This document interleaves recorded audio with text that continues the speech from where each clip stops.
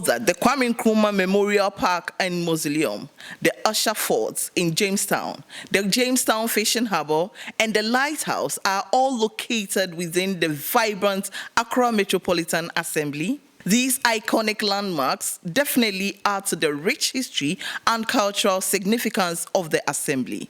Now let's delve deeper into the details. The Accra Metropolitan Assembly is one of the 261 metropolitan, municipal and district assemblies in Ghana, and it's part of the 29 MMDAs within the Greater Accra region.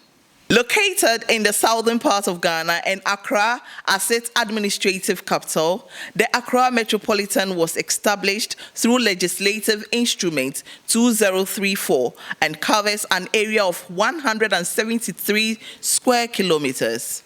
This metropolitan area shares its borders with the Ladade-Kotopon Municipal to the east and the Ga West Municipal, Ga Central Municipal, and Ga South Municipal Assemblies to the west. It also has a boundary with the Gulf of Guinea. According to the 2021 Population and Housing Census, the population of the Accra Metropolitan stands at 284,124, comprising 134,045 males and 150,079 females. For more information, visit www.ghanadistricts.com.